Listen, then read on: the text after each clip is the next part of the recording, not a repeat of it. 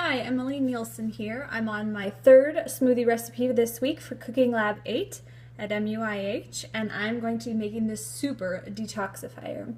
Mostly I wanted to make this recipe because I had some of the ingredients in it growing in my garden, and I actually had some in my pantry that I didn't know how to use. And I love papaya, but my family doesn't, so I'm trying to convince them to like it, so I thought maybe this would be a good way to do it.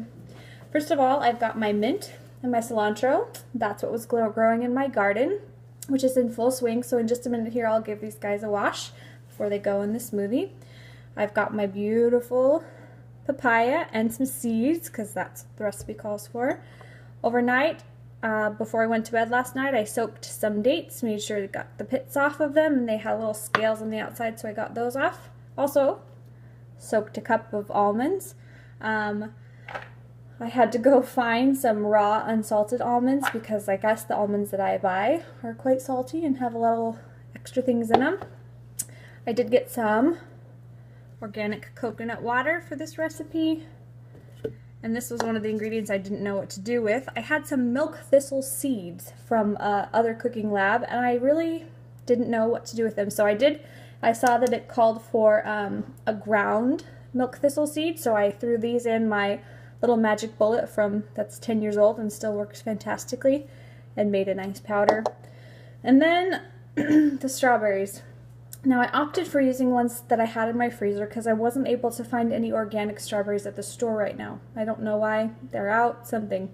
And these are ones that we had picked last year, so I know where they came from, and I know they haven't got all that fumigation and all the things on them. Strawberries is one thing I'm actually very careful about feeding my family, and making sure that I don't get any that are really heavily laden with pesticides, since they do fumigate the strawberries as they're growing. So even if you wash them really good, you're still going to get some yucky stuff in them. So I'm going to give a wash, cut up some papaya, scoop some seeds, and we'll get going.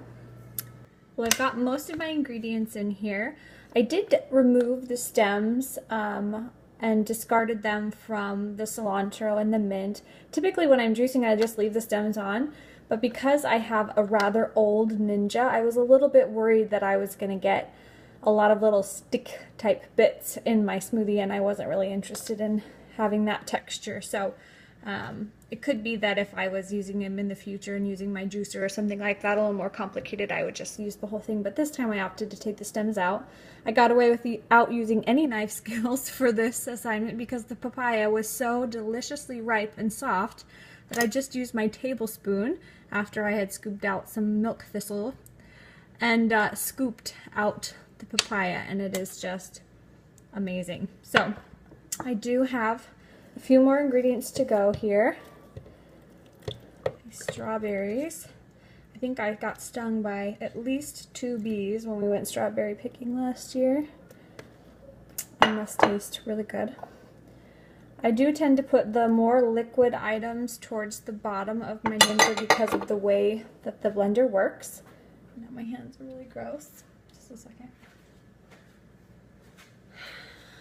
And I am a little not sure about the almonds, although they did have a good soak, so maybe they'll be soft enough to not be too grainy. So it's gonna be loud. Just a second.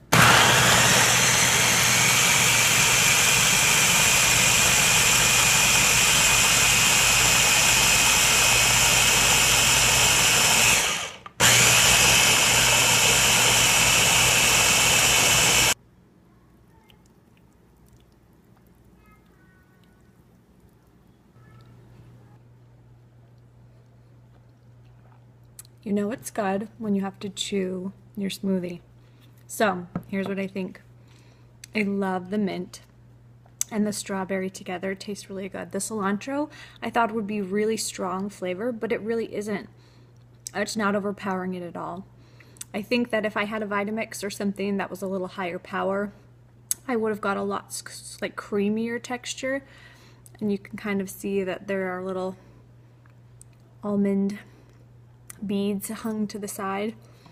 I'm glad I removed the stems. I think that would have been a texture issue for me, but I do like it. It's not got any huge chunks. It's a little grainy, maybe I guess is the word for it.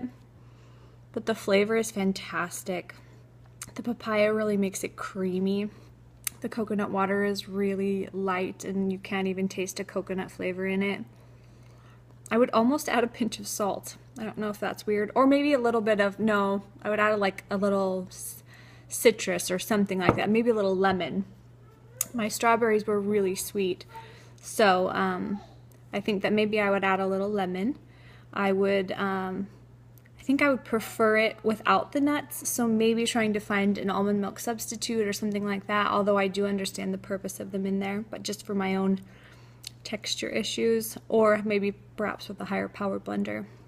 There's really not much more I would change. It's very good. I liked that I used frozen strawberries.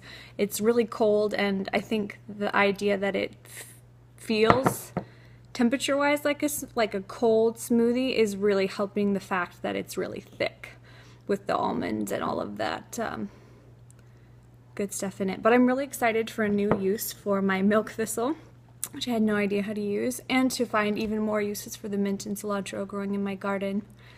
So a little citrus, maybe not almonds, but overall I really like it.